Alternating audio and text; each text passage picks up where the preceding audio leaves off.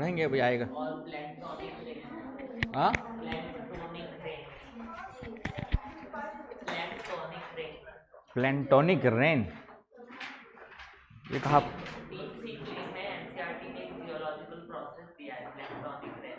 प्लेंटोनिक नहीं होगा, plate tectonic नहीं, प्लेंटोनिक रेन। और आगे भी सेंटेंस। जियोलॉजिकल प्रोसेस है कि जो सेडिमेंट्स के डिपॉजिशन के कारण कुछ स्लोप टाइप में स्ट्रक्चर क्रिएट होता है। देखता हूँ, प्लेंटोनिक रेन वर्ड भेज देना, स्पेलिंग वाला, ठीक है। और एटॉल तो कोरल डिपॉजिट्स होते हैं जो घोड़े के नॉल के समान होते हैं, उसको एटॉल कहते हैं, है ना। एटॉल जो है आपका हो गया।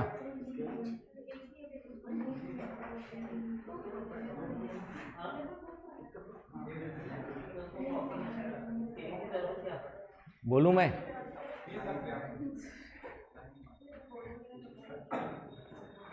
चलो, आपके जो महासागरीय तापमान,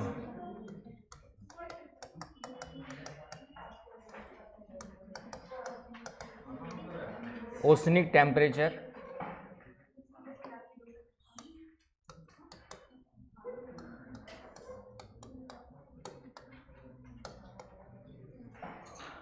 ओशनिक टेम्परेचर। कल की कोई प्रॉब्लम है? नहीं है? No study no problem. बोलो।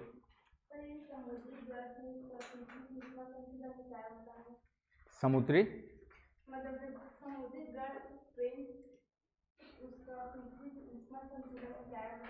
पृथ्वी के उष्मा संतुलन में योगदान बताओ मिस्टर विशाल बाबू। हाँ,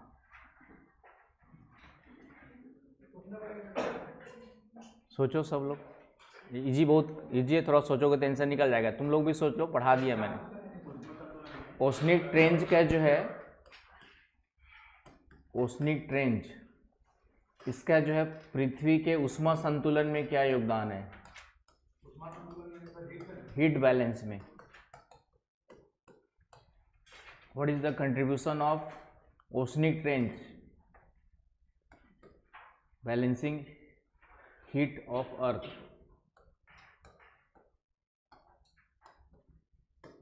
ऐसे नए क्वेश्चन आएंगे और पढ़ाए उसमें से आंसर निकलेगा, बस सोचना पड़ेगा तुमको, है ना। बिना सोचे मैंने कहा ना कि पढ़ा दिया उसी से निकलेगा, लेकिन थोड़ा सा दिमाग कहाँ से निकलेगा उसके लिए दिमाग लगाना पड़ेगा। वो दिमाग तो मैं वहाँ बाजू में बैठे नहीं रहूँगा, लेकिन पढ़ा दिया उसी में से निकलेगा, सबको पढ़ा दिया है। सोचो, अब पीछे कॉपी मत उल्टाओ, ऐसे सोचो। हाँ, क्या एब्जॉर्व करेगा? हीट, सन रेज, ठीक है। सोचो और सोचो।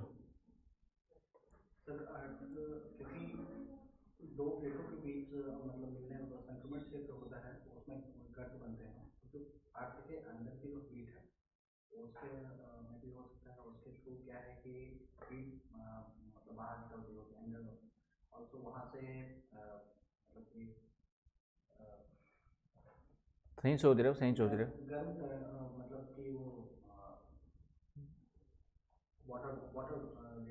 तो तुम जो सोच रहे हो एटमॉस्फेरिक हीट बैलेंस वाला, वो नहीं आएगा यहाँ पर। अर्थ का हीट बैलेंस का मतलब इनर साइड का हीट बैलेंस के बारे में आएगा, तो प्लेट टेक्टोनिक थ्योरी से इसका आंसर निकलेगा।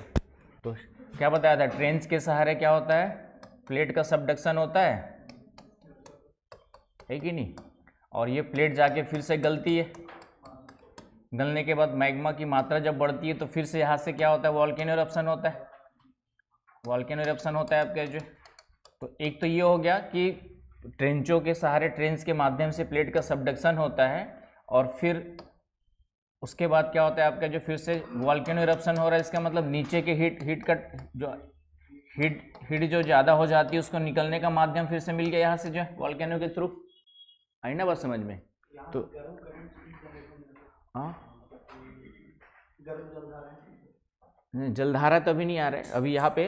तो यहाँ पर आपका ट्रेंच के माध्यम से क्या हो रहा है? प्लेट सबडक्ट होती है, और जहाँ पे प्लेटों का अपसरण होता है, वहाँ से फिर से क्या हो रहा है आपका वॉल्केनो इरप्शन होता है, यहाँ पे भी वॉल्केनो इरप्शन हो रहा है आपके जो, तो ये भी पृथ्वी के अंदर से क्या हो रहा है मैग्मा बाहर निकल रहा है और यहाँ पे वॉल्केनो इरप्शन हो रहा है। फिर ये जो क्रस्ट मैग्मा ठंडा होकर के क्रस्ट का पार्ट बन जाता है, पुरानी क्रस्ट फिर से यहाँ से क्या होती है आपकी जो है, तो यहाँ पे नया मैग्मा निकल रहा है तो टेम्परेचर ज़्यादा होगा, जितना दूर जाएंगे टेम्परेचर क्या होता है कम होते जाता है, ठीक है। फिर से ये अंदर सब्जेक्ट होता है, तो यहाँ से अधिक हीट निकला, ठंडा हुआ, फिर से अंदर गया, फिर से हीट निकला, तो इस तरीके से यहाँ पर क्या चल रहा है, कहीं ना कहीं नीचे का जो अधिक हीट है वह बाहर क्या हो रहा है आपका जो है निकलते जाता है। तो उस कंटेक्स्ट में आपको यहाँ पर हीट बैलेंस क्वेश्चन जो पूछा हुआ है कि महासागरीय ट्रेंचों का हीट बैलेंस में क्या रोल होता है, क्या कंट्रीब्यूशन होता है, आ रहा है समझ में। तो इस तरीके से अंदर के तापमान को कंट्रोल करने में या उसको बाहर निकालने में क्या करती है, क्योंकि प्लेटों के सबडक्शन के सहारे ही आपकी ज्वालामुखी क्रियाएं, जितनी 2/3 ज्वालामुखी क्रियाएं कहाँ पर हो रही है, पूरा का पूरा प्लेट डिस्ट्रक्टिव बाउंड्रीज में हो रही है, और वो सब ज्वालामुखी क्रिया वहाँ पे क्यों हो रही है, प्लेट सबडक्शन के कारण से ही हो रही है। और सबडक्शन कहाँ पर हो रहा है, ट्रेंचों के माध्यम से ही हो रहा है, आ रही ना बात समझ में। तो इस तरीके से पृथ्वी का हीट बैलेंस, तो पृथ्वी के अंदर का जो तापमान है उसको बैलेंस करने में ट्रेंच जो है यहाँ पे क्या करते हैं, कंट्रीब्यूट करते हैं। आया समझ में।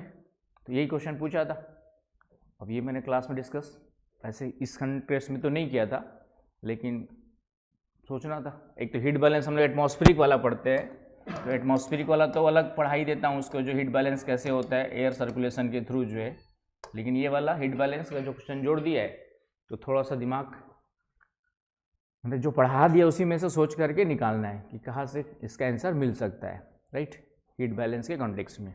और ट्रेंच है तो ट्रेंच का जिसके बारे में पूछा है कि उसी को सोचो वहाँ पे कि ट्रेंच बन रहा है, ट्रेंच के पास क्या क्या हो रहा है, उससे उसका आंसर निकल जाता है कि नहीं। चलिए अब आते हैं ओशनिक टेम्परेचर, महासागरीय जल का तापमान। तो महासागरीय जल के तापमान में आते हैं, तो महासागरीय जल का तापमान सबसे पहला इसके सोर्सेस क्या है, स्रोत देखेंगे, सोर्सेस ऑफ ओशनिक ट्रेंच। दूसरा आपका प्रभावित करने वाले कारक, महासागरीय तापमान को प्रभावित करने वाले कारक,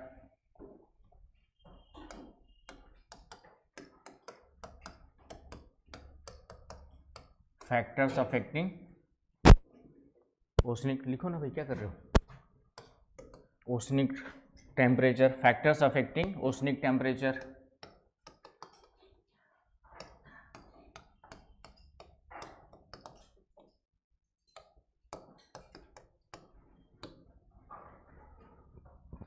प्रभावित करने वाले कारक हो गया, फिर उसके बाद वितरण देखेंगे, डिस्ट्रीब्यूशन महासागरीय जल का, उसमें दो देखेंगे, एक वर्टिकल एंड क्षैतिज, हॉरिजॉन्टल क्षैतिज या अक्षांशीय वितरण कहते हैं।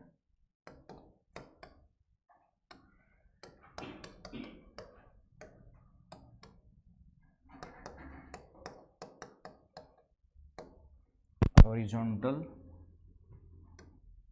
और लैटिट्यूडिनल।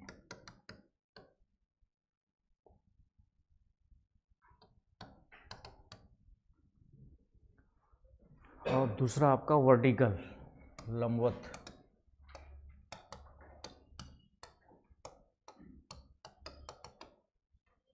ये देखेंगे। और फिर महासागरीय जल के तापमान का महत्व क्या हो सकता है, इसका इम्पोर्टेंस सिग्निफिकेंस क्या है, थोड़ा सा ये कवर करेंगे तो आपका काम हो जाएगा।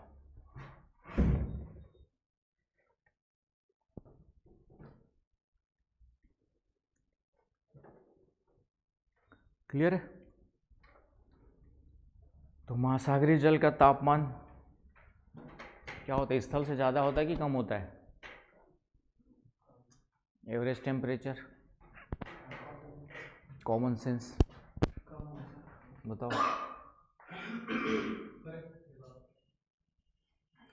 ओशनिक वाटर का एवरेज टेम्परेचर जो है कॉन्टिनेंट्स या लैंड्स के कंपैरिजन कम होगा या ज़्यादा होगा, एवरेज टेम्परेचर।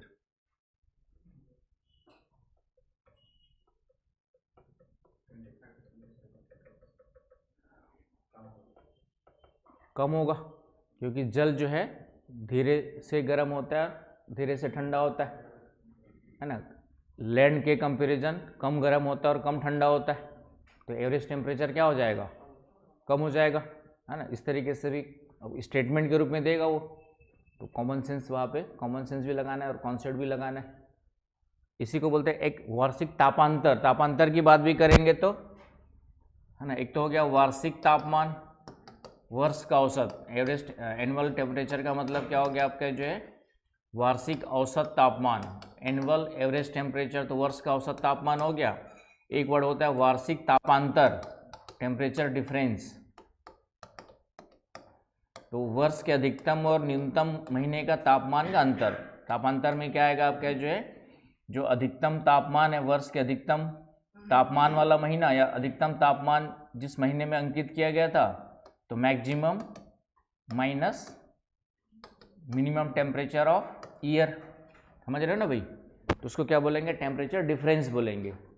तो टेम्परेचर डिफरेंस भी ओशनिक वाटर का क्या होगा, कम आएगा, है ना। ओशनिक वाटर का टेम्परेचर डिफरेंस भी क्या आएगा आपका जो है कम आएगा, क्योंकि ज़्यादा गर्म नहीं होता और ज़्यादा ठंडा नहीं होता है, तो डिफरेंस भी क्या हो जाएगा आपका, कम हो जाएगा। आ रहे बात समझ में। तो इस तरीके से एक क्वेश्चन तो यही से स्टेटमेंट के रूप में बनेगा लैंड के कंपैरिजन में। तो वो कॉन्सेप्ट लगा करके जो बचपन में पढ़ा होगा कि जल देरी से गर्म होता है, देरी से ठंडा होता है। चलूँ आगे, समझ में आ रहा है ना भाई, छोटी छोटी बातों को ध्यान रखना है। अब आते हैं हम लोग सोर्सेस। तो महासागरीय जल का तापमान, महासागरीय जल गर्म क्यों होता है और ठंडा क्यों होता है। तापमान है तो गर्म पहले बता दो, ठंडा तो उसी प्रोसेस से हो ही जाएगा। तो मेन सोर्स आपका इसका भी सूर्य ही है, 99%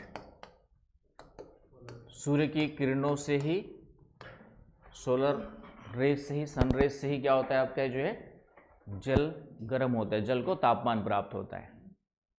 बाकी थोड़ा बहुत फिर महासागर के अंदर कुछ ज्वालामुखी क्रिया वगैरह होते रहती है, वॉल्केनो इरप्शंस होता है, वॉल्केनो एक्टिविटी होती है, थोड़ा बहुत कंट्रीब्यूशन इसका भी होगा, है कि नहीं।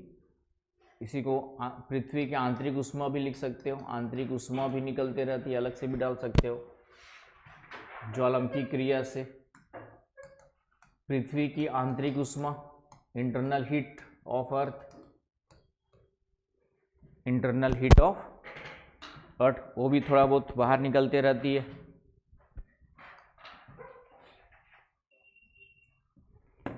आ रही बात समझ में। और इसके अलावा गतिज ऊर्जा, जल की गति होती है, काइनेटिक एनर्जी। क्या होता है काइनेटिक एनर्जी का फार्मूला, साइंस वाले बताओ।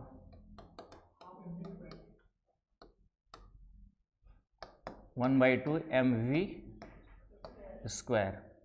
बचपन में कहीं पढ़ा होगा, पढ़े हो, ठीक है। एक होता है स्थितिज ऊर्जा mgh, और एक होता है आपका जो है गतिज ऊर्जा। तो कोई भी चीज़ गति करती है तो उससे भी एक एनर्जी जनरेट होती है। आ रहा है समझ में, तुम लोग भी दौड़ोगे तो, है ना, शरीर भी गति कर रहा, शरीर स्थिर नहीं, तो शरीर जो अब हिल डुल रहा है वो भी गति है, तो उससे भी हमें कुछ हीट जनरेट होती है। तभी थोड़ा हिलते डुलते रहोगे तो ठंडी कम लगती है, होता है कि नहीं होता है, क्योंकि उससे भी क्या हो रही है आपकी एनर्जी जनरेट हो रही है। तो पानी जो समुद्री जल है जानते, बड़ी बड़ी तरंगे आपके जो है 24/7 आवर्स क्या होती रहती है आपके जो चलते रहती है, तो उससे भी जो हीट या एनर्जी जनरेट होती है थोड़ा बहुत, उससे भी महासागरीय जल क्या होगा आपका जो है गर्म होता है। तो मेन सोर्स तो आपका यही है, जो सूर्य की किरणों को अवशोषित करके, एब्जॉर्ब करके ही महासागरीय जल गर्म होता है। पॉइंट क्लियर है। तो ये स्रोत हो गया आपका। तो पहला क्वेश्चन तो आ जाए कि ओशनिक वाटर टेम्परेचर का सोर्सेस क्या है, तो ये क्वेश्चन यहाँ से बनेगा आपका। दूसरा आते प्रभावित करने वाले कारकों में। तो प्रभावित करने वाले कारकों में आते, चलो आगे, क्लियर है सबका, इजी है। अब इसके बाद टफ टॉपिक नहीं, एक आध दो टॉपिक और टफ आएगा, और बाकी कॉमन सेंस वाला है। प्रभावित करने वाले कारक, कुछ पॉइंट्स याद रखना है।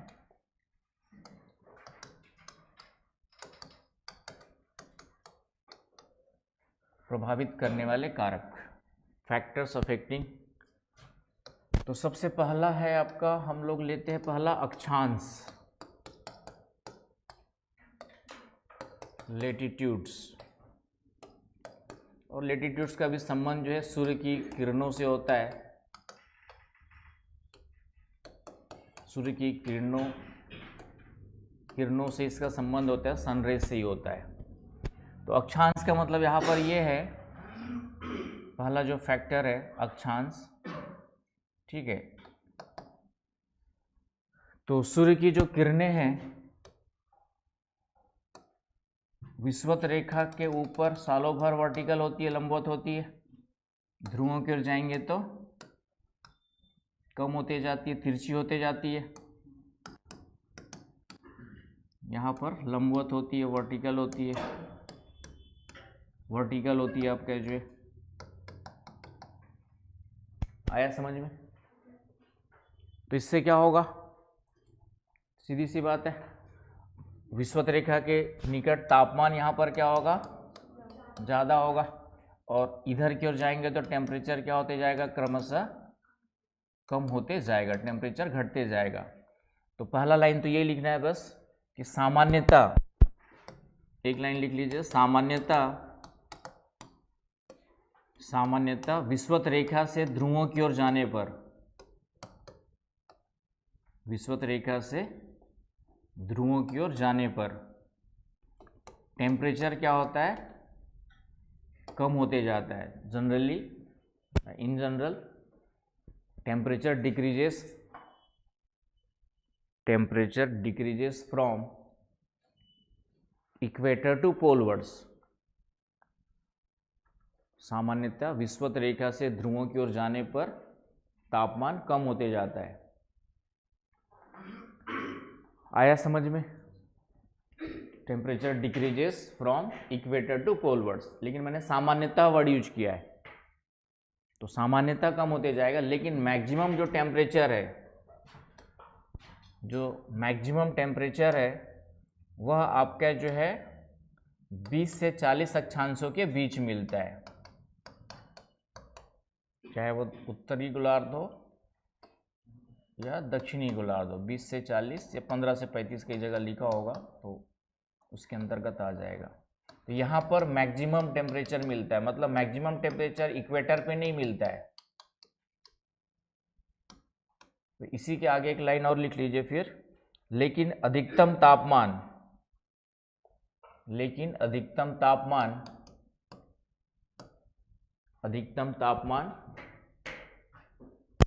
विषुवत रेखा के ऊपर न मिलकर, अधिकतम तापमान विषुवत रेखा के ऊपर न मिलकर 20 से 40 अक्षांशों के बीच मिलता है। But the maximum temperature not found over the equator, maximum temperature not found over the equator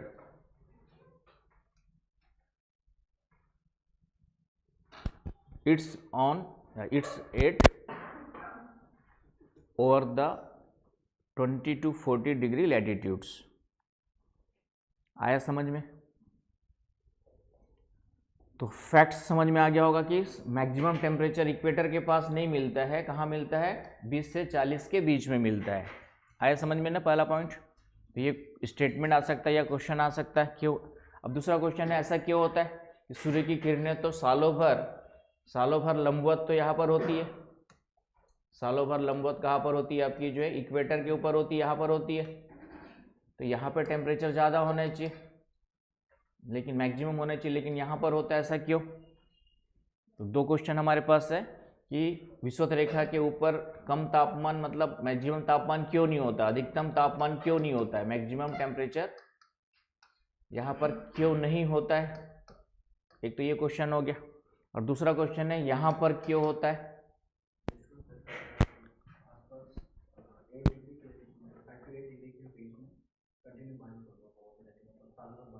ठीक है, तो पहला कारण क्या हो गया आपका, जो है कि विषुवत रेखा पे मैक्सिमम टेम्परेचर इसलिए नहीं हो पाता है कि विषुवत रेखा के पास वर्ष भर वर्षा होती है, वर्ष भर क्या होती है आपकी जो है rainfall through out the year. वर्ष भर क्या होती है आपकी जो है rainfall through out the year, इसलिए टेम्परेचर और डेली होती है, प्रतिदिन भी लिख सकते हो, वर्ष भर प्रतिदिन वर्षा। यहाँ पर डेली जो है रेनफॉल होती है। दोपहर तक गर्मी बढ़ेगी, तापमान बढ़ेगा, दोपहर के बाद डेली वर्षा होती है। तो तापमान जो बढ़ना चाहिए उतना बढ़ नहीं पाता है, समझ गए ना भाई। बर्तन में पानी गर्म करने रखे तुमने, थोड़ी देर बाद कोई आगे ठंडा और पानी डाल देगा, तो पानी का टेम्परेचर मैक्सिमम हो पाएगा क्या? नहीं हो पाएगा, है कि नहीं? क्योंकि जैसे ही मैक्सिमम होने स्टार्ट करेगा तुम आगे ठंडा पानी डाल दिया उसमें फिर से। तो यहाँ पर वैसे ही होता है कि तापमान बढ़ना स्टार्ट होता है, बारिश हो जाती है, इसलिए मैक्सिमम टेम्परेचर नहीं हो पाता। आया समझ में? दूसरा अब ये है कि यहाँ पर क्या होता है नहीं, मैक्सिमम टेम्परेचर यहीं पर क्या होता है, तो क्लाइमेटोलॉजी पढ़ेंगे उसमें भी आएगा। तो यहाँ पर जो है वर्षा कम होती है, वर्षा कम होती है। यहाँ पर सबसे कम वर्षा कहाँ पर होती है आपके जो है, पहले बात तो कम वर्षा होती है, और वायुमंडल का तापमान भी इसी क्षेत्र में ज़्यादा मिलता है। वो हम वायुमंडल एटमॉस्फेयर पढ़ेंगे तो बताएंगे। वायुमंडल का टेम्परेचर भी, तापमान भी यहाँ पर सर्वाधिक होता है, इसी क्षेत्र में होता है। तो वहाँ पर क्या होता है थोड़ा सा वहीं पे बताऊँगा मैं, अभी तो इतना ही लोग लो। Less rainfall and highest temperature found of atmosphere in this region. First point हो गया लेस रेनफॉल, यहाँ पे वर्षा कम होती है कंपेरिजन टू अदर रीजन्स। जितने भी डिजर्ट है यहीं पे मिलेंगे, हॉट डिजर्ट। आया समझ में? और वायुमंडल का तापमान सर्वाधिक इसी क्षेत्र में होता है, 20 से 40 हाईएस्ट टेम्परेचर। तेजस्वी कल आए थे, परसों आए थे, उसके पहले और नहीं आए थे? नहीं आए थे तो कल मिला के 2 दिन हो गए ना, एक दिन कैसे हुआ? चलिए, यहाँ तक समझ में आ गया ये चीज़। तो ये पॉइंट याद रखना है। अब जैसे 20 से 40 महीने लिखा हुआ है, अब कभी एग्जाम में इसको दे दे कि 15 से 35 के बीच में मिलता है, तो इतना तो कॉमन सेंस लगा लोगे ना कि 15 से 35 भी इसी बीच में आ जाएगा, है कि नहीं? 5 डिग्री आगे पीछे करके आप क्या जो है, या 20 से 35 के बीच में मिलता है कर देगा। तो ये नहीं कि 40 लिखा है तो नहीं आएगा वहाँ पे। तो इस तरीके से यहाँ पे आपको क्या करना है, थोड़ा सा जब लैटिट्यूड्स वगैरह पूछता है तो वहाँ पे थोड़ा सा ध्यान देना है ना। मैंने क्या लिखवाया है आपका 20 से 40, तो कभी कभी 10 से 35 दे देगा या 15 से 35 भी दे देगा। जनरली 10 के नीचे तो नहीं होता ज़्यादा, लेकिन 10 के बाद बढ़ना स्टार्ट होता है। तो एग्जैक्टली देखेंगे तो 15 से 35 भी कभी कभी कुछ बुक्स में या नोट्स में दिया होगा। तो ये थोड़ा सा, तो ये हार्ड एंड फास्ट नहीं है आपका, लेकिन एग्जैक्टली देखेंगे तो 20 से 25 या 20 से 30 के बीच मैक्सिमम टेम्परेचर मिलता है। 20 से 30 के बीच में मैक्सिमम टेम्परेचर मिलता है। आगे बात समझ में? चलिए, तो पहला पॉइंट ये हो गया, अक्षांश का प्रभाव कैसे पड़ता है, ये आपको समझ में आ गया होगा। पहला पॉइंट क्लियर यहाँ तक? चलो दूसरे पॉइंट में। ठीक,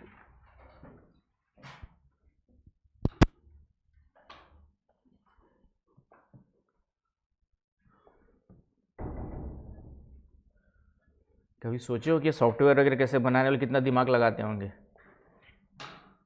तुम लोग तो जो पढ़ाया जा रहा है उसी को रट करके एग्जाम देना है। ठीक है, तो क्रिएटिविटी इन सब में होती है कि सोचते हो कि कैसे दिमाग लगाओ, कैसे पूरा करेंगे तो पूरा मिटे जाएगा। तो वो लोग ज़्यादा इंटेलेक्चुअल हम लोग से, लेकिन गधे लोग बनते हैं नेता। सबसे ज़्यादा गधे लोग जो होते हैं कौन बनते हैं? नेता। उससे थोड़ा कम गधे होते हो बनते जो तुम लोग तैयारी कर रहे हो वो। ठीक है, हाँ, एक बाबा कैटेगरी भी आ गई है, क्योंकि नेता लोग भी जाके उनके चरणों में गिरते हैं। हालांकि नेता लोग जानते हैं कि वो सिर्फ वोट बैंक के लिए गिरते हैं। ठीक, अंदर से मालूम है कि ठीक है, वो अंदर से दिल से कोई ऐसा नहीं कि मोदी जी जा करके धीरेन्द्र शास्त्री से मिल रहे तो कोई विशेष लगाव है, ऐसा कुछ भी नहीं होता है। ठीक है, वो सिर्फ अपने फायदे के लिए, वोट बैंक के लिए ही नेता लोग ऐसे बाबा और उनके साथ मिलने का नाटक करते हैं, समझ रहे ना। लेकिन जनता समझती है कि वाह मोदी जी भी चले गए पर्चा निकालने। ठीक है, कहाँ चले गए? पर्ची निकालने। तो जनता, मैंने कहा ना, जनता की समझ उतनी नहीं है हमारे पास, ठीक है। जनता, मैंने कहा हर समाज में ये स्थिति है। साइकोलॉजिकल स्टडी बताया था कि लगभग 25% लोग को निकाल दे तो बाकी सिर्फ फॉलोअर्स है। वो ये दिमाग नहीं लगाती कि क्या फॉलो करना है क्या नहीं करना है। तो हर समाज की स्थिति है, चाहे भारत हो चाहे वर्ल्ड हो, क्योंकि वो चीज़ विकसित हो ही नहीं पाती उनमें जो है। तो इसीलिए नेता और बाबा सबसे ज़्यादा मिसयूज कौन करते हैं? समाज पे राज कौन कर रहा है? नेता करते हैं। उसके बाद तुम लोग ब्यूरोक्रेट्स करते हैं। पहले राजा हुआ करते थे, अब राजा की जगह कौन है आपका? तो नेता राज करते हैं, उसकी ब्यूरोक्रेट्स और नेता के ऊपर एक बाबा की कैटेगरी आ गई अब। तो बाबा लोग जो है, नेता लोग सिर्फ बाबाओं को यूज करते हैं वोट बैंक के लिए। नेता के वो तो उद्योगपति तो नहीं होते। उद्योगपति बनने के लिए नेता का चापलूसी करनी पड़ती है। दोनों होता है, म्यूचुअल होता है। जब चुनाव होता है तो पैसा चाहिए चुनाव लड़ने के लिए, तो नेता लोग, पार्टी वाले लोग उनके ऊपर डिपेंडेंट होते हैं, तो म्यूचुअल होता है वहाँ पर, ठीक है ना। तो वो पहले पैसा देते हैं चुनाव लड़ने के लिए, चुनाव जीतने के बाद उनको फ़ायदा पहुँचाने के लिए फिर वो काम करेंगे ही करेंगे, क्योंकि हमारे यहाँ सबसे बड़ा सिस्टम है कि चुनाव लड़ने के लिए बहुत पैसा चाहिए। और देश की जनता, मैंने फिर से कहा, गणितज्ञ हार जाता है और एक जेल में बैठा हुआ व्यक्ति जीत जाता है। तो जनता की समझ कितनी है, खुद सोचने की जरूरत है। चलिए दूसरे में आ जाओ। आपका जो है दूसरा आपका है, महासागर के अंदर जाएंगे तो गहराई तो लास्ट में लेंगे। सूर्य की अक्षांशी किरणें के अलावा दूसरा है आपका महासागरीय धाराएं, ओशनिक करंट। तो एक टॉपिक ही पढ़ेंगे हम लोग, ओशनिक करंट्स। तो ओशनिक करंट्स दो प्रकार की होती है, गर्म जल धाराएं होती है और एक आपका ठंडी धाराएं होती है। तो जहाँ पे गर्म जल धाराएं होंगी वहाँ का तापमान ज़्यादा होगा, कॉमन सेंस, और जहाँ पे ठंडी धाराएं होंगी वहाँ का टेम्परेचर क्या होगा, कम होगा, है ना। इंग्लिश में warm and cold, warm and cold. आया समझ में?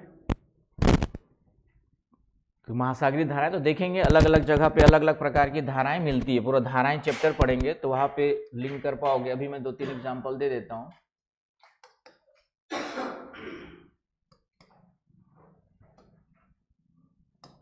एग्जाम्पल के साथ ही लिखना एग्जाम में भी, तो अभी सिंपल सा एग्जाम्पल देता हूं आप लोग को।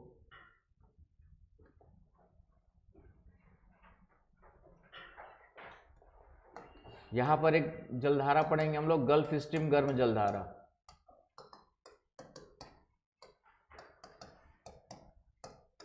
गल्फ स्ट्रीम गर्म जलधारा, gulf stream warm current.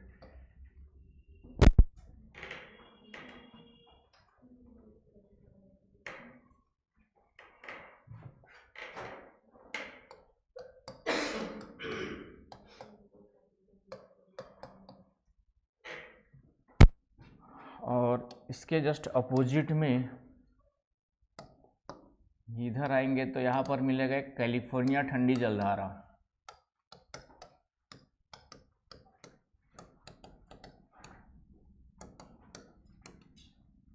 California cold current. तो ये सेम अक्षांश है, ये वाला क्षेत्र और ये वाला क्षेत्र ले लेते हैं, सेम अक्षांश मान लेते हैं, समान अक्षांश हो गया, है ना। अक्षांश के आधार पे देखेंगे तो दोनों का अक्षांश क्या हो गया, समान हो गया ना। नाम लिख लो, गल्फ स्ट्रीम में कैलिफोर्निया, कैलिफोर्निया। हैंडराइटिंग के साथ साथ कान भी खुला रखा करो, कभी हैंडराइटिंग नहीं दिख रहा साफ तो कान के माध्यम से ओपन किया करो। क्लियर है? कैलिफोर्निया लिख लिया। तो यहाँ पर होना क्या चाहिए, ये सेम लेटीट्यूड्स पर है दोनों स्थान, यहाँ पे दोनों क्षेत्र। तो दोनों का टेम्परेचर यदि सिर्फ लेटीट्यूड्स पर होता है डिपेंड, तो सूर्य की किरणें तो दोनों जगह बराबर पड़ रही है, तो दोनों जगह टेम्परेचर क्या होना चाहिए, महासागरीय जल का समान होना चाहिए। लेकिन ऐसा नहीं होता है। इधर एक गर्म जलधारा पड़ेंगे तो गर्म है, तो इस कारण से इधर का टेम्परेचर यहाँ पे क्या मिलेगा, ज़्यादा मिलता है, और इसी के जस्ट सेम अक्षांश वाला टेम्परेचर यहाँ पे क्या मिलेगा, आपका कम मिलता है। तो एक एग्जांपल याद रख लेना कि पूर्वी भाग, अमेरिका के पूर्वी भाग का तापमान ज़्यादा होता है पश्चिमी भाग की तुलना में, क्योंकि वहाँ पे गल्फ स्ट्रीम गर्म जलधारा है, इधर आपका कैलिफोर्निया ठंडी जलधारा है, सेम अक्षांशों पर। आया समझ में? और बाकी अभी बहुत सारी जलधाराएं पढ़ाऊंगा, तो उसके बाद वहाँ से और जो एग्जाम्पल याद आ जाए एग्जाम में वो आप लिख सकते हो।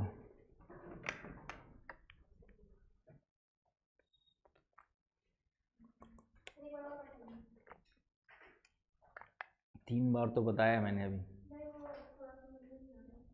थोड़ा क्या समझ में नहीं आया? ये बोलो ना अपना दिमाग कहीं और खो गया था करके, हैं?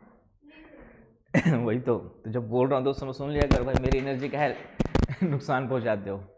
ठीक है, कॉमन सेंस है तो ऐसे भी समझाने वाला कुछ भी नहीं। डायग्राम से क्लियर हो गया? डायग्राम से क्या क्लियर हुआ कि इन दोनों क्षेत्रों का अक्षांश समान है, तो दोनों क्षेत्रों का तापमान क्या होना चाहिए? समान होना चाहिए। लेकिन समान नहीं मिलता, यहाँ का ज़्यादा, इस क्षेत्र का ज़्यादा मिलता है, उस क्षेत्र का, ईस्ट का ज़्यादा मिलता है, वेस्ट का कम मिलता है, समान अक्षांश होने के बावजूद। क्यों मिलता है? क्योंकि यहाँ पे गल्फ स्ट्रीम नामक गर्म जलधारा है और यहाँ पे कैलिफोर्निया नाम की ठंडी जलधारा है। आया समझ में? तो एक साइड, एक हाथ की तरफ तुम्हारा गर्म चिमटा है और एक साइड में कोल्ड चिमटा है, तो दोनों को टच करेंगे तो एक साइड क्या होगा? जलेगा और एक साइड ठंडा लगेगा। आया समझ में? चलिए, तो एक पॉइंट ये हो गया। नेक्स्ट आ जाओ आपका प्रचलित हवाएं। लिख लिया? मिटा दूं? डायग्राम बना लिया करो और इसी को एग्जाम्पल जरूर देना है एग्जाम में लिखते समय, एक एग्जाम्पल कम से कम होना चाहिए। अब आ जाओ प्रचलित हवाएं या भूमंडलीय हवाएं। प्रचलित, prevailing winds,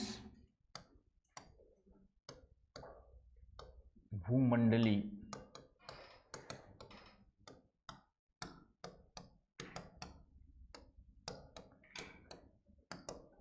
prevailing winds, prevailing या ग्लोबल विंड्स कहते हैं।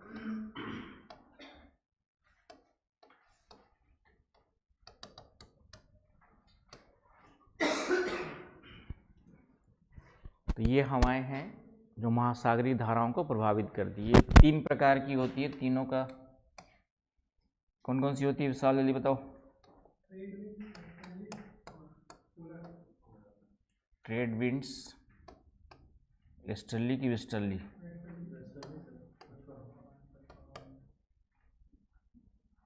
और पोलर विंड्स।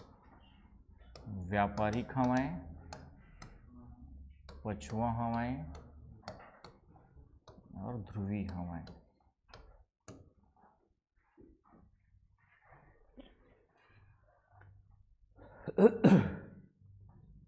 चलो आगे, लिख लिया नाम। स्पीड बढ़ाओ, स्पीड। यहाँ स्पीड ज़्यादा बढ़ाओगे तब तो क्लास और एग्ज़ाम में भी स्पीड बढ़ेगी ना। यहाँ आराम से दिमाग चलाओगे तो फिर क्या दिख रहा है? बोलो क्या दिख रहा है? उसका जो सुधार करूँगा ना मैं, प दिख रहा है, और उसके बाद छ दिख रहा है कि क्या दिख रहा है? तो ऊ की मात्रा पछुआ, आ लिख रहा है तो पछुआ हुआ ना। ठीक है, साफ साफ तो लिखा है। वेस्टर्ली, क्या भी ना दिख रहा है ना? देखो उनको दिख गया। चश्मा चेक कराओ भाई, आँख चेक करा लो। क्या स्मिताली हैं, तुमको दिख रहा है नहीं दिख रहा है? तो तुमको चश्मा लगाएगा। क्या होता है बताया? कौन बताएगा भाई? क्लाइमेटोलॉजी जिसको पढ़ाया होगा तो देखिए, ये पढ़ेंगे टॉपिक क्लाइमेटोलॉजी में।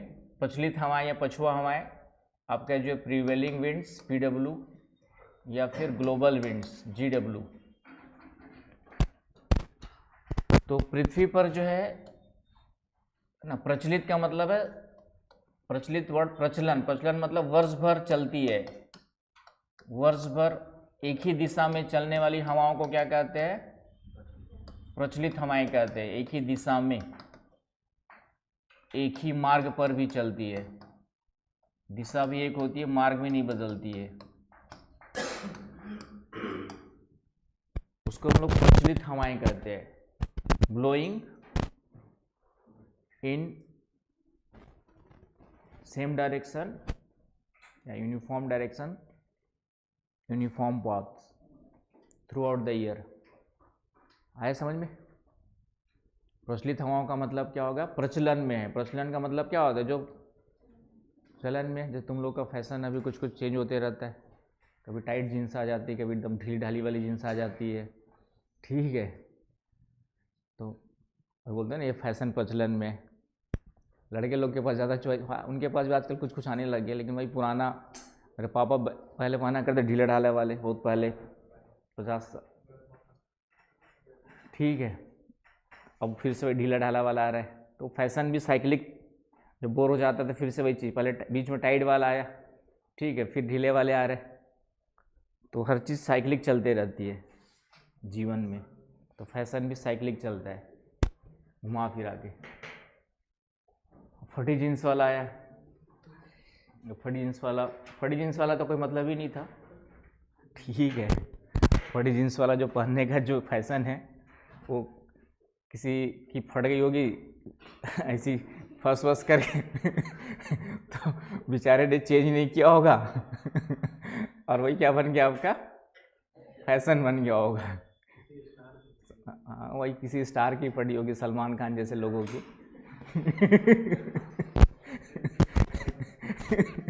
तो किसी ने देखा कि भाई ये तो नया फैशन आ गया, सलमान खान ने पहना है, तो ठीक है। जबकि टोर जीन्स का कोई कॉन्सेप्ट है नहीं कि, ठीक है, लेकिन फैशन है ज़बरदस्ती का।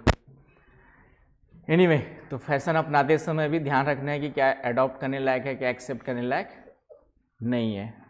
और फिर अपने, मैंने कहा हर व्यक्ति का शरीर अलग है, तो अपने शरीर के हिसाब से भी पहनना पड़ता है कि अच्छा दिखेगा या नहीं दिखेगा। लेकिन मैं देखता हूँ कि कई लोग बस फैशन है करके पहन लेते हैं, उसके शरीर में सूट कर रहा है या नहीं कर रहा है वो भी ध्यान नहीं देते हैं। चलिए, क्या हो गया किसके बारे में बोल रहा?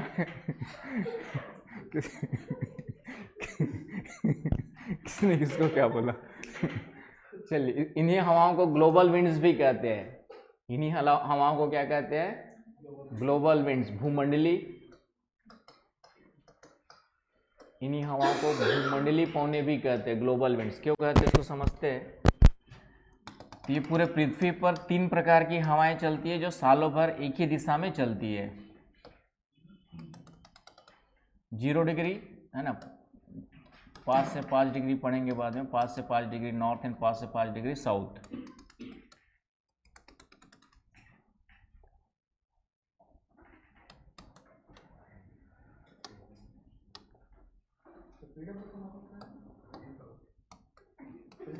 PW का प्रचार नहीं कर रहा हूँ, मुझे अलग पांडे ने पैसा नहीं दिया हुआ है, ठीक है। वही बोल रहा हूँ कि PW ने मुझे पैसा नहीं दिया हुआ है और उसका प्रचार करके अपना नुकसान क्यों करूँगा।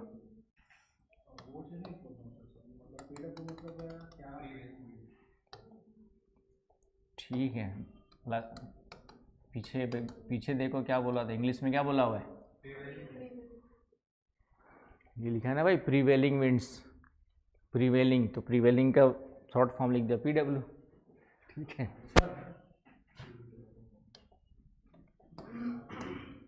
तो ये जो हवाएं चलती है 30 डिग्री नॉर्थ या 30 डिग्री 35 डिग्री साउथ से किधर की ओर चलती है? विषुवत रेखा की ओर। इन हवाओं को हम लोग क्या कहते हैं? व्यापारिक हवाएं कहते हैं, ट्रेड विंड्स कहते हैं ना। क्यों चलती, क्या चलती है बाद में देखेंगे, अभी सिर्फ इतना ध्यान में रख लो कि ट्रेड विंड्स कहाँ से कहाँ चल रही है। तो 30 से 35 डिग्री नॉर्थ से लेकर के 5 डिग्री नॉर्थ और साउथ की ओर, इक्वेटर की ओर भी लिख सकते हो। 30-35 से किधर चल रही है? इक्वेटर की ओर, टूवर्ड्स इक्वेटर। आया समझ में? तो इन हवाओं का नाम बस अभी याद, किस क्षेत्र में चल रही है, क्यों चल रही है, बाद में देखेंगे क्लाइमेटोलॉजी पढ़ाते समय। फिर 30-35 से 60-65 की ओर, दोनों गोलार्धों में चलेगी। तो यहाँ पर एक हवाएं चलती है 30-35 से ही ऊपर ध्रुवों की ओर 60-65 की ओर, इसको हम लोग कहते हैं पछुआ हवाएं, वेस्टर्ली विंड्स।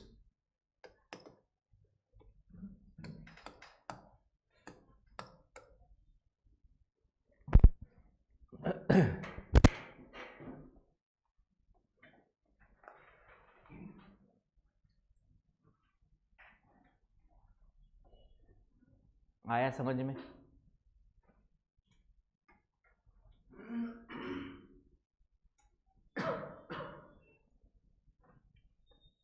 और उसके बाद 90 डिग्री नॉर्थ, 90 डिग्री साउथ, यहाँ पे भी चलेंगे इधर की ओर। अभी तो सिर्फ नाम याद रखना, कहाँ से कहाँ चलती है बस दिमाग में रखना है,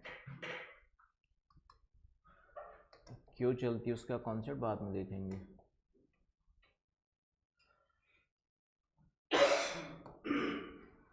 तो ध्रुवों से चलती है फिर से 60-65 की ओर, इसको हम लोग कहते हैं ध्रुवी हवाएं।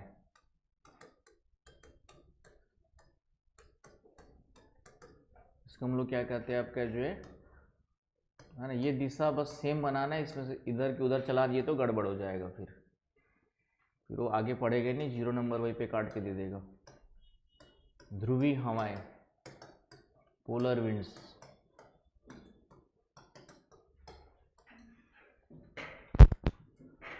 तो पृथ्वी पर जो है 3 प्रकार की हवाएं चलती है। तो चूंकि पूरे पृथ्वी ग्लोब पे चल रही, इसलिए इन्हीं को हम लोग क्या कहते हैं, भूमंडली, या पूरे पृथ्वी ग्रह पे चलती है, इसलिए ग्रही हवाएं भी कहते हैं, ग्रही पौने। तो यूपीएससी क्या करता है, एक आध वर्ड ऐसा दे देगा जो थोड़ा सा कॉमनली यूज नहीं होता है, प्लेनेटरी विंड्स। इनको प्लेनेटरी विंड्स भी कहा जाता है। और इन्हीं को चूंकि एक ही मार्ग में चलती है, इसको सनमार्गी पौने भी कहते हैं, सनमार्गी पौने। ये सभी वर्ड एक ही हवाओं के लिए, इन्हीं हवाओं के लिए यूज किए जाते हैं। सनमार्गी, एक ही मार्ग में, यूनिपाथ, ठीक है, यूनिडायरेक्शनल भी बोल सकते हो, यूनिडायरेक्शनल, यूनिपाथ। आया समझ में? तो पहले तो प्रचलित हवाएं या ग्लोबल हवाएं या प्लेनेटरी हवाएं क्या होती समझ में आ गया, कि पूरे पृथ्वी पर सालों भर एक ही दिशा में एक ही मार्ग पर चलने वाली हवाओं को प्रिवेलिंग या ग्लोबल विंड्स कहा जाता है। ये 3 हवाएं हैं जो सालों भर एक ही दिशा में एक ही मार्ग में चलती है, इनका डायरेक्शन वगैरह चेंज नहीं होता है, हमेशा चलती रहती है। आगे ये समझ में? अब इनका महासागरीय जल के तापमान पे क्या प्रभाव पड़ेगा वो सोचना है हमें। अब इनका जो है, इनका हम लोग को क्या सोचना है कि महासागरीय जल के तापमान को कैसे ये प्रभावित करते हैं वो सोचना है। आ रहा है समझ में? तो सोचो। सोचना है तो सोचो।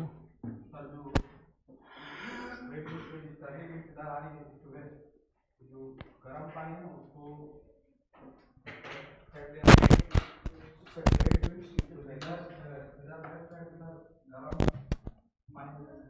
ठीक है, सही सोच रहे हो, सोचो, बोलो।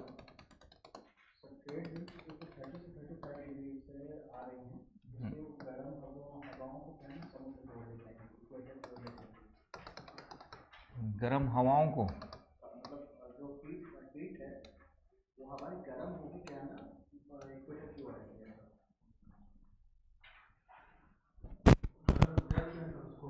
गर्म जल,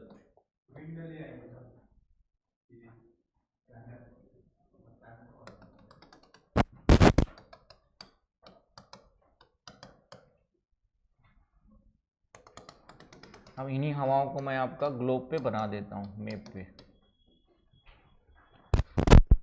तो ये हवाएं चल रही है आपका महासागर पे ही, देखते हैं हम लोग। ये वाली हवाएं इधर से इधर की ओर चल रही है,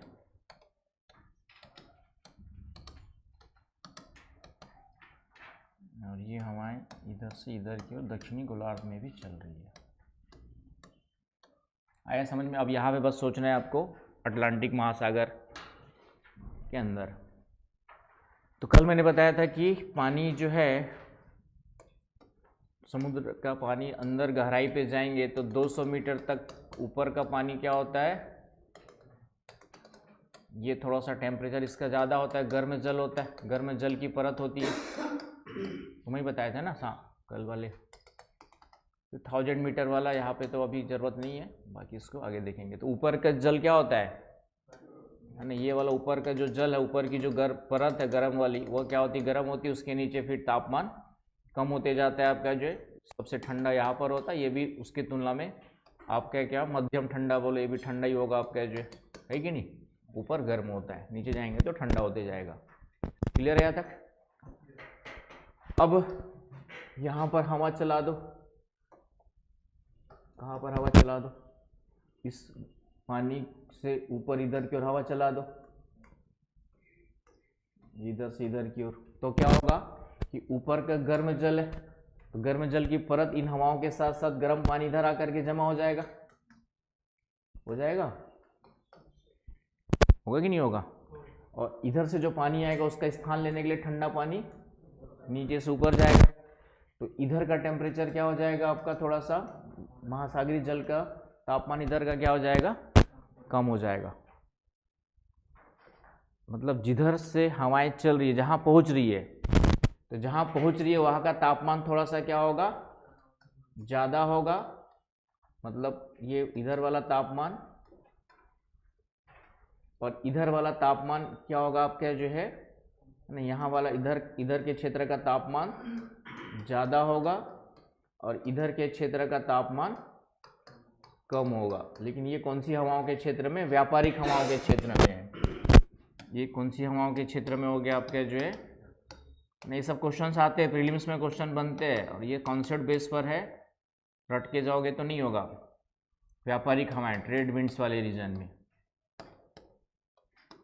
तो पहले तो याद रखना है कि जहाँ से हवाएं चल रही है उस क्षेत्र का तापमान कम रहेगा, जहाँ पर पहुँच रही है वहाँ का तापमान बढ़ जाएगा, कॉमनली, राइट, कॉमनली ऐसा, सामान्यतः ऐसा होगा, जनरली। आई ना बात समझ में? क्योंकि ध्रुवों की ओर तापमान तो लगभग समान रहता है, वहाँ बहुत ज़्यादा चेंजेस नहीं होंगे ध्रुवीय हवाओं से, लेकिन ये व्यापारिक और पछुआ हवाओं से चेंज होंगे। तो यहाँ पे क्वेश्चन स्टेटमेंट देगा, क्या देगा स्टेटमेंट, कि व्यापारिक हवाओं के क्षेत्र में महाद्वीपों के पूर्वी भाग का तापमान ज़्यादा होता है, पश्चिमी भाग का तापमान कम होता है। ये स्टेटमेंट है, बताओ सही है, लिख दूं?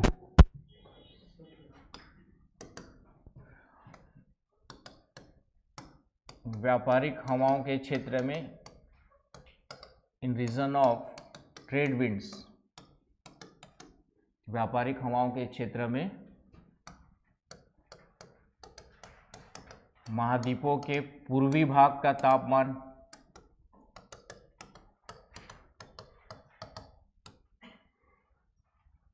अधिक होता है, पश्चिमी भाग का तापमान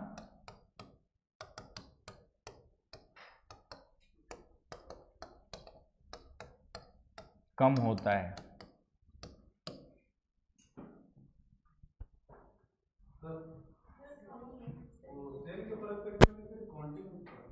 ओशियंस के कॉन्टेक्स्ट में ही है ना, जल, महासागरीय जल नहीं है, तो महासागरीय जल के कॉन्टेक्स्ट में ही है। तो महाद्वीपों के पूर्वी भाग का महासागरीय जल का तापमान लिख लो, महासागरीय जल का तापमान। स्टेटमेंट सही गलत है?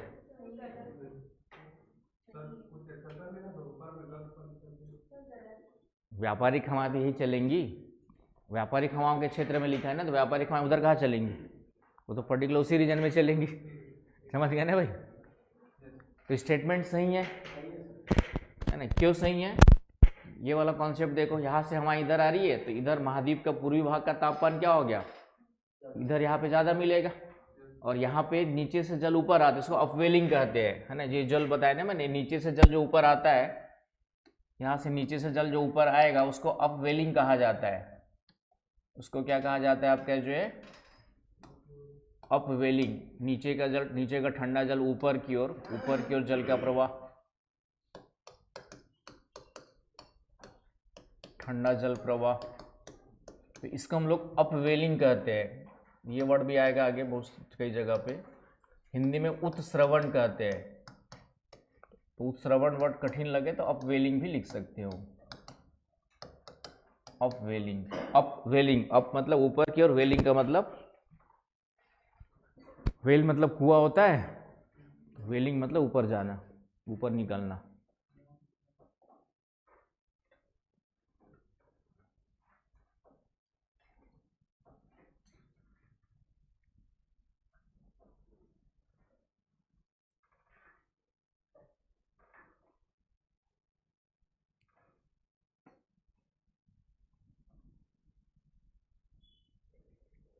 आया समझ में स्टेटमेंट? इसी का उल्टा लिख सकते हैं, यदि महासागर वर्ड यूज करेगा तो उल्टा हो जाएगा। महासागरों के पश्चिमी भाग का तापमान ज़्यादा होता है, पूर्वी भाग का तापमान। यदि मैं यहाँ पे एक वर्ड चेंज कर दूँ, ये वाला वर्ड, तो स्टेटमेंट गलत हो जाएगा। यहाँ लिख दूँ महासागर, महासागरों के पूर्वी भाग का तापमान, महासागरीय जल का तापमान, स्टेटमेंट क्या हो जाएगा? तो ये ध्यान रखना है। तो महाद्वीप का पूर्व है तो महासागर का पश्चिम, और महाद्वीप का पश्चिम है तो महासागर का पूर्व, ईस्ट। आ रहा है समझ में? और यहाँ से क्वेश्चन बनाता ही बनाता है प्रीलिम्स में क्वेश्चन, क्या विशाल बनाता है ना, और गलत होने की संभावना बनी रहती है यहाँ पे। तो सिर्फ कॉन्सेप्ट याद रखना कि व्यापारिक हवा इधर चल रही है तो महाद्वीपों के पूर्वी भाग में जाके जमा हो रही है, तो वहाँ का टेम्परेचर क्या हो जाएगा? बढ़ जाएगा। और जहाँ से चल रही है वहाँ पे नीचे का पानी, ठंडा पानी ऊपर आएगा, तो टेम्परेचर क्या हो जाएगा? वहाँ का कम हो जाएगा। क्लियर है? अभी इसी को पछुआ हवाओं के क्षेत्र में बोलेंगे तो उल्टा हो जाएगा।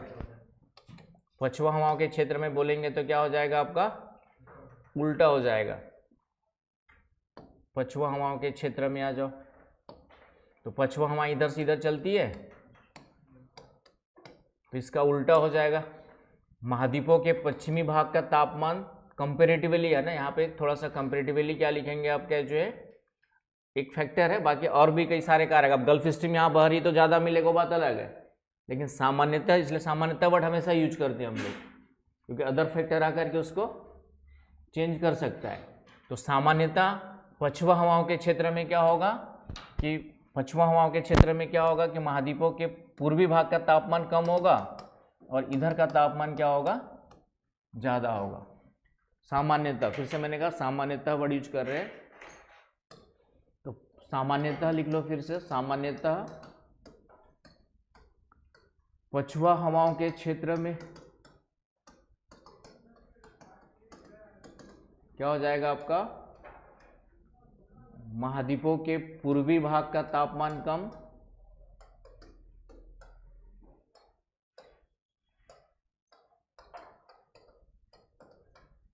और महासागर पश्चिमी भाग का तापमान ज़्यादा होगा। आया समझ में? और महाद्वीप की जगह महासागर लिख देंगे तो फिर चेंज उल्टा हो जाएगा।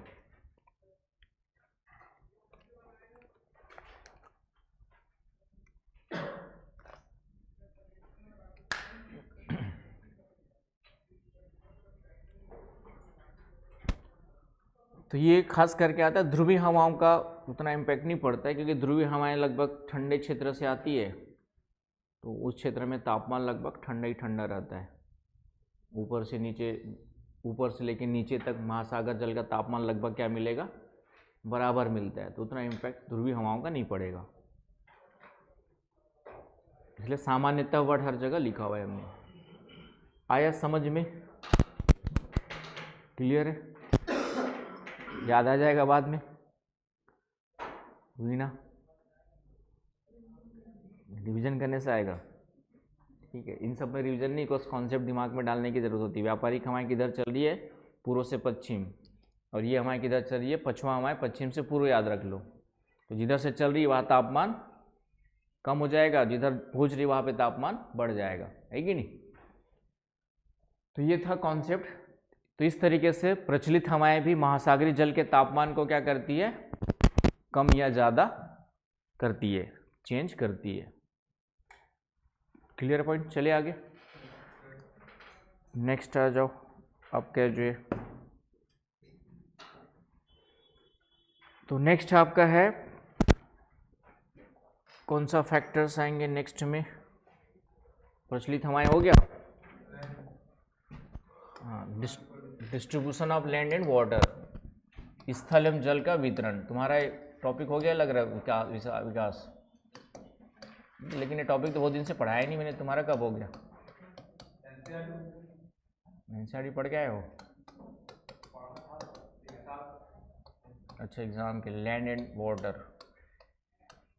चलो याद, अच्छी बात है, पढ़ते तो सब है याद रह जाए, याद आ जाए, ये बहुत अच्छी बात है। तो स्थल एवं जल का वितरण, ठीक है ना? इसी को यहाँ पर स्थल या जल का वितरण के आधार पे ज़्यादा अच्छा वर्ड है, बंद या खुला सागर, क्लोज और ओपन सी, बंद या खुला सागर।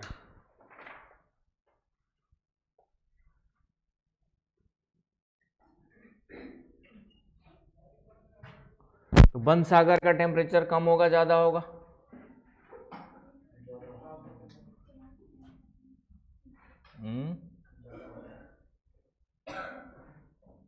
ओवरऑल एवरेज टेम्परेचर,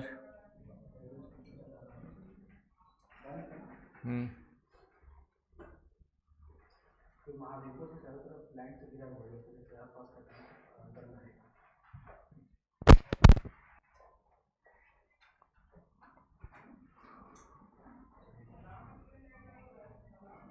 तो बंद सागर का मतलब होता है जो पूरी तरह से लैंड से घिरा होता है, जैसे कैस्पियन सी, ये बंद सागर का एग्जाम्पल है, पूरी तरह से लैंड से। यहाँ पे कौन सा सागर है? ये वाला कैस्पियन सागर के बाजू में कौन सा है?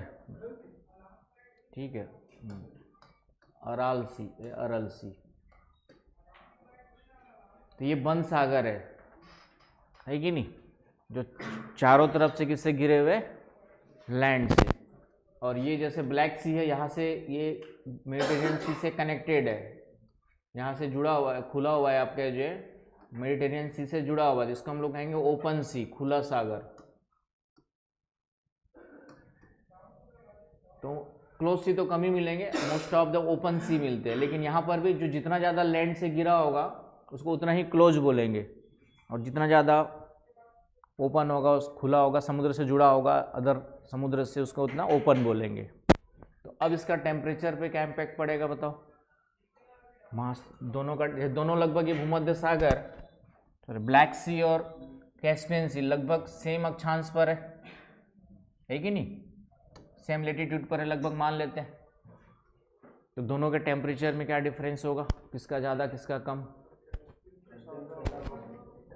है ना? या गर्मी में इसको अलग अलग भी कर सकते हो, ग्रीष्म काल में अलग कर सकते हो, और ग्रीष्म काल की स्थिति अलग से बता दो, और शीतकाल की स्थिति बता दो,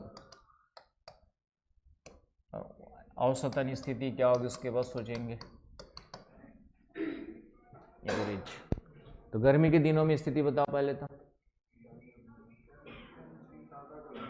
है ना? स्थलीय भाग से घिरा हुआ क्लोज वाला ज़्यादा गर्म हो जाएगा, क्योंकि स्थल का टेम्परेचर ज़्यादा हो जाता है, तो उसके ऊपर का एटमॉस्फेयर ज़्यादा गर्म हो जाएगा, तो पानी ज़्यादा गर्म होगा गर्मी के दिनों में। ग्रीष्म काल में क्या होगा? क्लोज सी का टेम्परेचर ज़्यादा होगा, और ओपन सी का टेम्परेचर कंपेरेटिवली कम होगा, राइट? शीतकाल में स्थल ज़्यादा ठंडे हो जाते हैं, तो उल्टा हो जाएगा इसका जो है, शीतकाल में इसका क्या हो जाएगा? विंटर में क्लोज सी का टेम्परेचर कम हो जाएगा, और ओपन सी का टेम्परेचर ज़्यादा हो जाएगा। ग्रीष्मकाल शीतकाल में स्थिति चेंज होगी, और ओवरऑल निकालेंगे तो क्या होगा? Average temperature.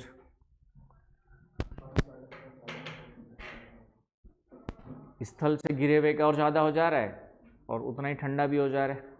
ओपन है उसका ना तो ज़्यादा हो रहा है ना बहुत कम हो रहा है, तो एवरेज टेम्परेचर इसी का बढ़ जाएगा आपका जो, इसका क्लोज का ही बढ़ जाएगा, क्योंकि गर्मी में बहुत ज़्यादा गर्म हो जाता है, लेकिन ओपन सी उतना गर्म तो एवरेज टेम्परेचर बढ़ ही जाएगा। तो ओवरऑल भी देखेंगे तो औसतन भी देखेंगे तो ओपन क्लोज सी का जो टेम्परेचर है कंपेरेटिवली ज़्यादा होगा और ओपन सी का टेम्परेचर कंपेरेटिवली क्या होगा आपका जो है कम होगा। कंपेरेटिवली तुलनात्मक रूप से लिखना सामान्यतः, यानी ये वर्ड यहाँ पे यूज करते रहना, सामान्यतः तुलनात्मक रूप से, तुलनात्मक रूप से कंपेरेटिवली आ रहा समझ में। लिखते समय भी थोड़ा सा शब्दों को ध्यान देना, शब्दों पे पकड़ होनी चाहिए। प्रशासक का मतलब ही है डिप्लोमेट्स बनने आप लोग को, कम शब्दों में बात बोल भी लेना है और सामने वालों को भले समझ में ना आए। कई जगह वक्तव्य देना होता है ना, तो वक्तव्य देते समय एक एक शब्द चुन चुन के रखा जाता है ना। पुतिन से एंकर ने पूछा कि अब हमारे प्राइम मिनिस्टर में से किसको किस प्रकार की रैंकिंग देना चाहेंगे, मतलब किसको ज़्यादा अच्छा, तो उसने कहा कि इट्स अनसिविलाइज्ड। उसने कहा इट्स अनसिविलाइज्ड कि यदि मैं किसी एक का नाम लेता हूँ कि अच्छा है बुरा है तो ये असभ्य होगा। तो उसकी पकड़ कितनी है, सोच कितनी है।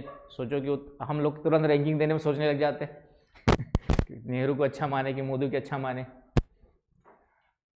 लेकिन वो कितने उनकी अपने माइंड पे इतना कंट्रोल है कि क्वेश्चंस को समझते हुए तुरंत उसने जवाब दिया इट्स वेरी अनसिविलाइज्ड कि मैं यदि किसी एक को अच्छा बोलूँ किसी को बुरा बोलूँ। सभी का अपना कंट्रीब्यूशन है, अपने आई ना बात समझ में। नेहरू जी का अपने समय में कंट्रीब्यूशन है, इंदिरा का है, गांधी, सबका है अपने अपने समय में परिस्थितियाँ, और सब अपने फायदे के लिए यूज करते।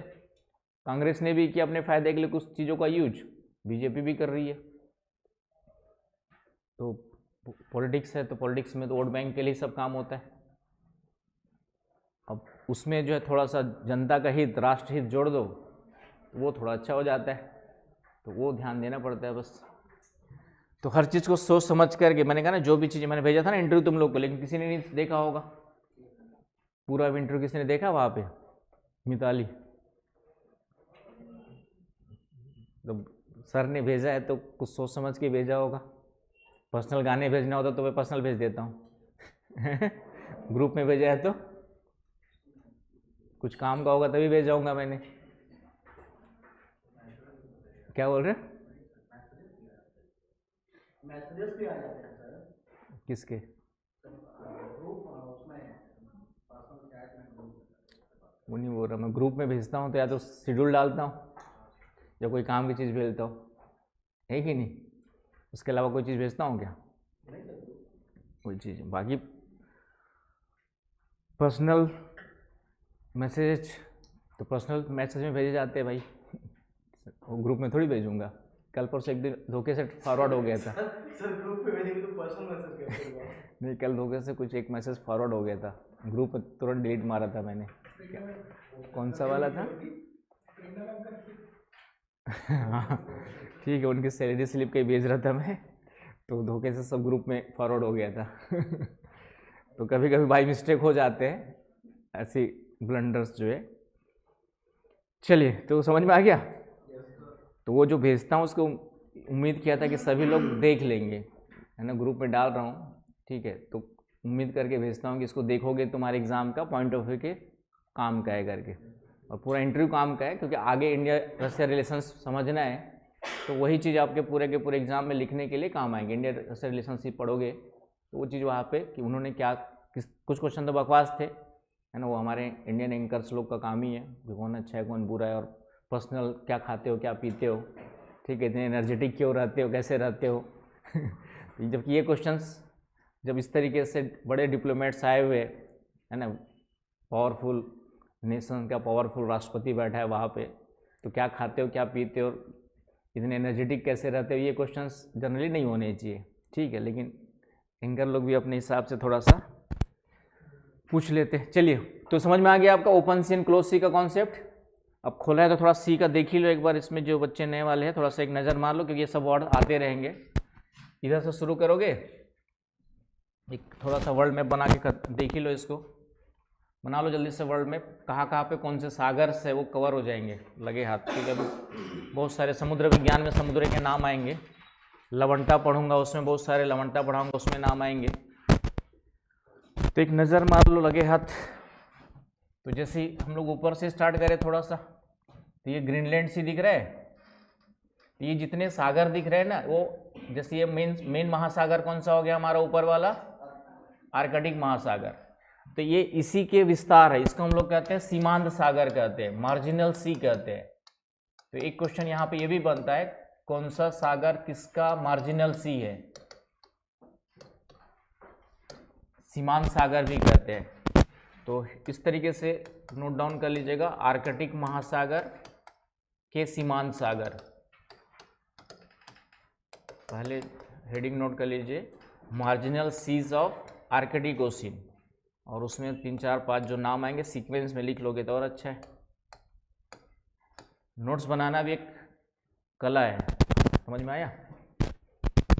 अभी धीरे धीरे सीखना पड़ता है उसको भी।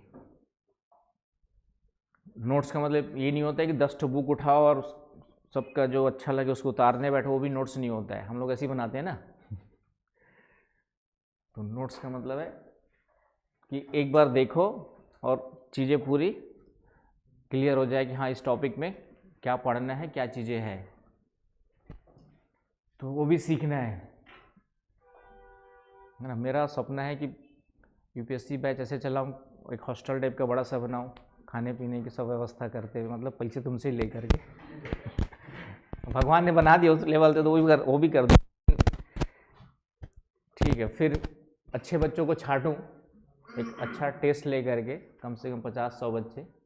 तो सुपर 30 चलाता है ना आपका IITN वाला आनंद, हाँ इंट्रेंस ही लूँगा, शकल देके थोड़ी पता चलेगी। तो इंट्रेंस ही पता चलेगा कि इंट्रेंस ले करके जो है अच्छे टॉप 100, कम से कम 100 बच्चों को, तो टॉप सुपर 30 चलाता है, 30 लोग को ध्यान आसानी से दिया जा सकता है। तो एक मेरा भी सपना है, लेकिन देखते हैं, ठीक है। तो उस तरीके से चला के अच्छा पेपर लेकर के पहले से बता देंगे कि हाँ 1 महीना टाइम दे दिए, NCERT बेस पे क्वेश्चन आएंगे, 12वीं तक NCERT पढ़ करके आओ, और फ्री की औकात होगी तो फ्री, नहीं तो कम से कम फीस ले करके तुमको ही पढ़ा दूँ भाई, ठीक है, विश्वास के साथ में। तो उसके क्या होगा कि थोड़ा सा अच्छे बच्चे मिल जाएंगे, मेहनत करने वाले मिल जाए। हाँ क्या बोल रहे हो? अब नहीं पता ना, अभी तो वो टाइम कब आएगा ही नहीं पता। अभी मैं अपने ही घर चला लूँ तुम लोग को पढ़ा करके। चलिए, तो पहले खुद का घर चला लूँ, किधर से चले? पृथ्वी गोल है ऐसे, ठीक है। तो यहाँ से स्टार्ट करके इधर चलते हैं, है ना, इधर की ओर, है ना, यहाँ से स्टार्ट करेंगे। भारत है तो पहले यहाँ शुरुआत करते हैं ना भाई। तो इधर जाएंगे तो ग्रीनलैंड सी दिख रहा है, तो इधर सबसे पहले लिख लो यहाँ पे ग्रीनलैंड सी। उसके बाद वहीं पर है आपका हाँ नॉर्वेजियन सी को हम लोग आर्कटिक का पार्ट मानेंगे, या ठीक है, अब इसको छोड़ दो। नॉर्वेजियन सी को हम अटलांटिक का पार्ट मानेंगे ना, इधर से इधर जा रहा है, अटलांटिक की सीमा है, ठीक है। आर्कटिक में ये वाला लिख लो बैरेंट सी, इसका नाम है बैरेंट सी, BAR,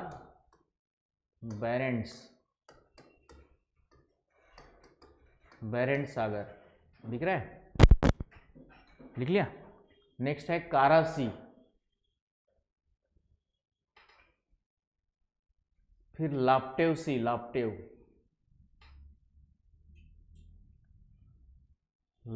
सी, फिर है आपका ईस्ट साइबेरियन सी, पूर्वी साइबेरिया सागर। फिर इधर चले जाओ, अमेरिका की ओर आ जाओगे तो यहाँ पर है चुकची सागर, चुकची सी, ईस्ट साइबेरियन सी के बाद चुकची सी। फिर है आपका ब्यूफोर्ड सी,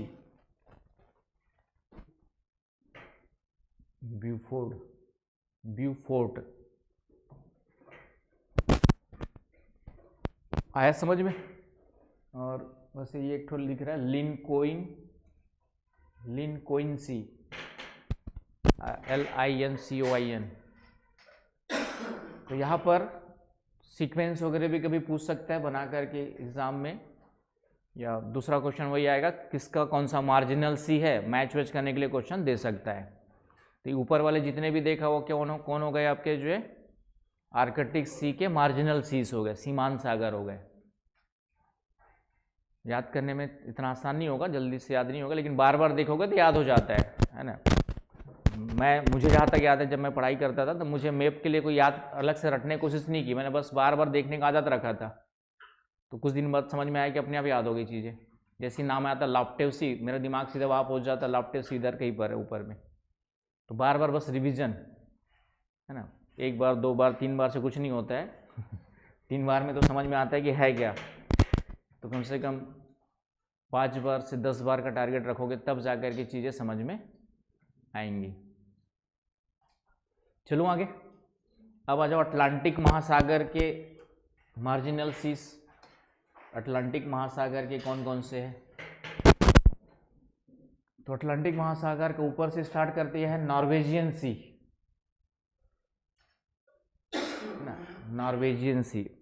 अभी एक क्रॉस चेक कर लूँगा, वैसे मैं ग्रीनलैंड सी भी किसका पार्ट, इसका मानते क्रॉस चेक करके बताऊँगा। तो नॉर्वेजियन सी से स्टार्ट करो, नॉर्वेजियन लिख लिया, स्पेलिंग दिख रही है बिना चश्मा वालों को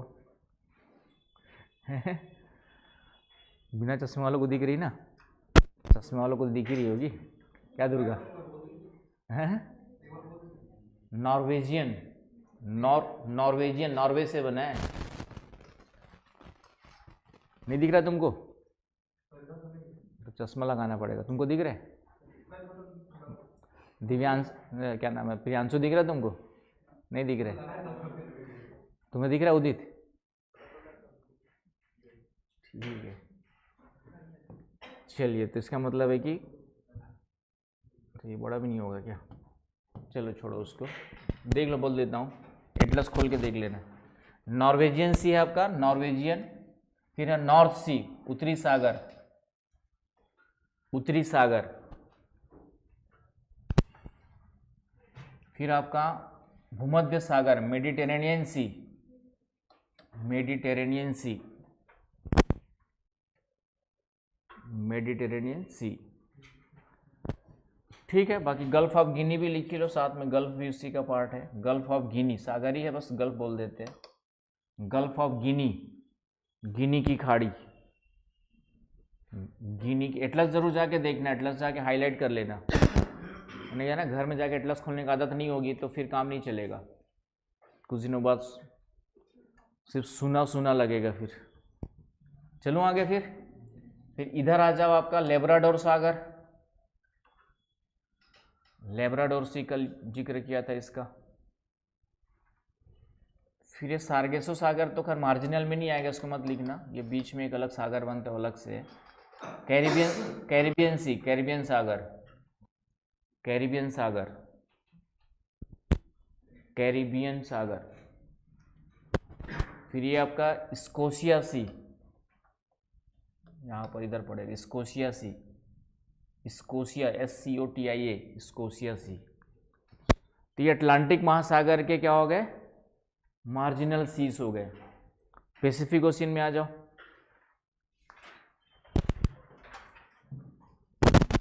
पैसिफिक ओशियन में इधर जाएंगे तो ये है आपका ओखोतस्क सी, सी ऑफ ओखोतस्क,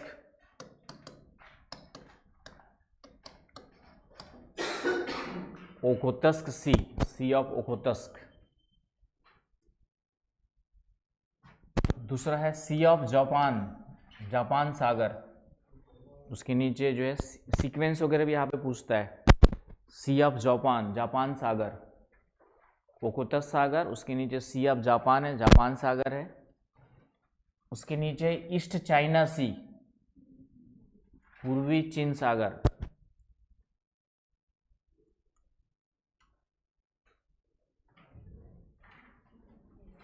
पूर्वी चीन सागर लिख लिया।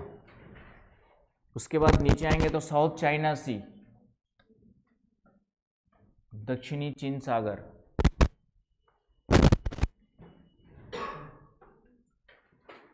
चले आगे, अब इधर की ओर आ जाओ, ये अलग से इंडियन ओशियन में आएंगे। इधर आ जाओ, कोरल सी, दक्षिणी प्रशांत महासागर में कोरल सी, कोरल सागर,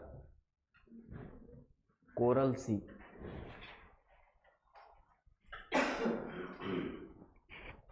उसके नीचे है तस्मान सागर, तस्मान सी।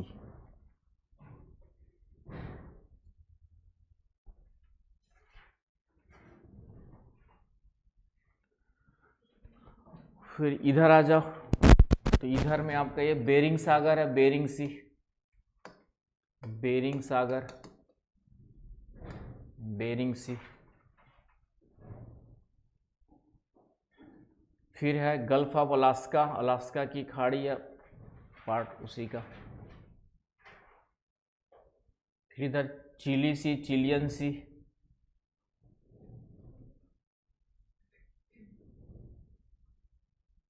तो ये हो गए प्रशांत महासागर के सीमांत सी, लिख लिया। अब आ जाओ इंडियन ओशियन में, इंडियन ओशियन के। तो इंडियन ओशियन में इधर है आपका अरबियन सी, अरब सागर, Arabian Sea. Bay of Bengal, Bengal की खाड़ी। यहीं पर अंडमान सागर भी है, अंडमान सागर, अंडमान के ऊपर में यहाँ पर अंडमान सागर भी है। फिर इधर आपका तिमोर सी, तिमोर, TIMOR, तिमोर सी।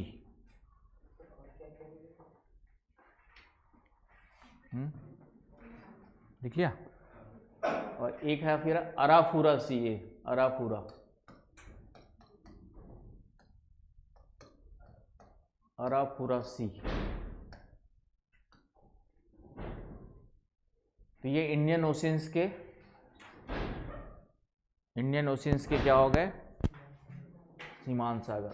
फिर आ जाओ दक्षिणी सागर के सीमांत सागर, नीचे दक्षिणी महासागर है, southern ocean,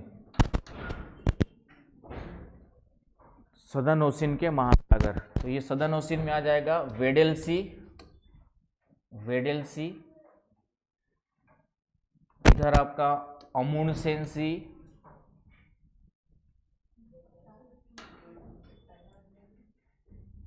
Weddell, WEDD, Weddell सी। फिर इधर है अमुंडसेन सी, अमुंडसेन सी।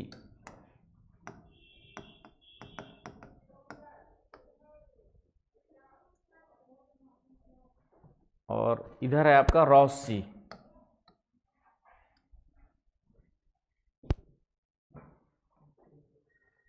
हो गया, यहाँ हो गया, याद हो जाएगा है? बार बार देखोगे तो फिलीपींस तो आपका उसमें आएगा, प्रशांत महासागर में यहाँ पर। बाकी और भी होंगे, बाकी फिलीपींस से तो पकड़ ही लोगे ना अब तो, ठीक है। ये मेन में यहाँ दिख रहा था उसके कंटेक्स में। इधर ब्लैक सी भी आपका देखेंगे तो अटलांटिक महासागर का ही विस्तार कहलाएगा, ब्लैक सी, क्योंकि इधर से मेडिटेरियन सी होते हुए अटलांटिक से जुड़ा हुआ है। काला सागर अटलांटिक में जाएगा। तो ये मेन मेन सीज हो गए जो आप लोग को थोड़ा सा याद रखने हैं। क्लियर है? तो हम लोग कहाँ पर थे? बंद और खुला सागर का प्रभाव क्या पड़ता है, समझ में आ गया? एक लास्ट और बचा है, स्थानीय मौसम। तो स्थानीय मौसम का प्रभाव वही होगा जो मौसम की तरह बदल तो ना जाओगे वाला। तो उस क्षेत्र के तापमान, उस क्षेत्र के जल के तापमान पर, समुद्री जल के तापमान पर स्थानीय मौसम का प्रभाव भी पड़ेगा। स्थानीय मौसम और ऋतु का प्रभाव पड़ेगा आपका, समझ गए ना भाई? जैसे अभी ऑस्ट्रेलिया जाओगे तो ऑस्ट्रेलिया में कौन सी ऋतु चल रही होगी?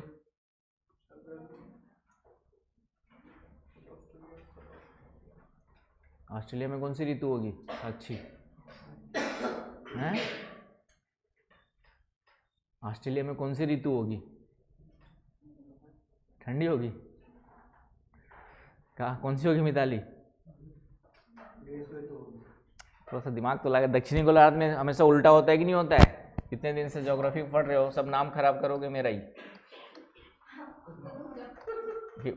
उत्तरी गोलार्ध में, अभी हमारे यहाँ उत्तरी गोलार्ध में शीत ऋतु है, तो दक्षिणी गोलार्ध में उसका उल्टा होता है। दक्षिणी गोलार्ध में क्या होता है? इसका उल्टा होता है। तो अभी ऑस्ट्रेलिया कहाँ पर है? साउथ में है। तो अभी ऑस्ट्रेलिया जाना हो तो ठंडे कपड़े की ज़रूरत नहीं पड़ेगी, बस फ्लाइट तक पकड़ते तक ज़रूरत पड़ेगी।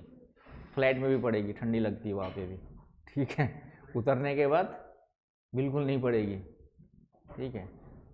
तो जितने साउथ में कहीं पे भी जाओ, साउथ अफ्रीका जाओ, चाहे ऑस्ट्रेलिया जाओ, चाहे न्यूजीलैंड जाओ, अभी वहाँ पे ठंडी की ऋतु नहीं है, वहाँ पे अच्छी खासी गर्मी की ऋतु चल रही है। यहाँ जैसे अप्रैल मई जून में गर्मी होती है, वैसी वहाँ पे अभी गर्मी की छुट्टी भी चल रही है बच्चों की, ठीक है। तो ये हो गया आपका मौसम या ऋतुओं का प्रभाव पड़ता है ना, स्थानीय मौसम एवं ऋतु में सीजन्स का प्रभाव पड़ता है महासागरीय जल के तापमान पर। आगे बस समझ में। तो ये सभी फैक्टर्स हो गए जो महासागरीय जल के तापमान को क्या करते हैं? प्रभावित करते हैं। तो यहाँ तक किसी को कोई समस्या नहीं होनी चाहिए। समझ में आ गया कॉन्सेप्ट अच्छे से? जितने समुद्र बता दिए वो सब भी देख लेना। कल वितरण पढ़ेंगे, फिर लवणता पढ़ेंगे, ठीक है। लवणता भी लगभग इसी से मिलता जुलता है, तापमान की जगह लवणता बढ़ आ जाएगा। कॉन्सेप्ट लगभग वही है, एक आध जगह बस थोड़ा सा कॉन्सेप्ट चेंज होगा। प्रभावित करने वाले कारक भी लगभग वही रहेंगे, आए ना बस समझ में। तो लगभग चीज़ें वही रहेंगी, थोड़ा सा चेंज होगा। तो लवणता वाला टॉपिक होगा। उसके बाद फिर हम लोग ज्वार भाटा पढ़ेंगे, पहले महासागरीय धाराएं पढ़ेंगे, फिर ज्वार भाटा पढ़ेंगे। तो अब धीरे धीरे गड्डी तो समझना है, समझ के साथ आगे बढ़ना है। तो धीरे धीरे करके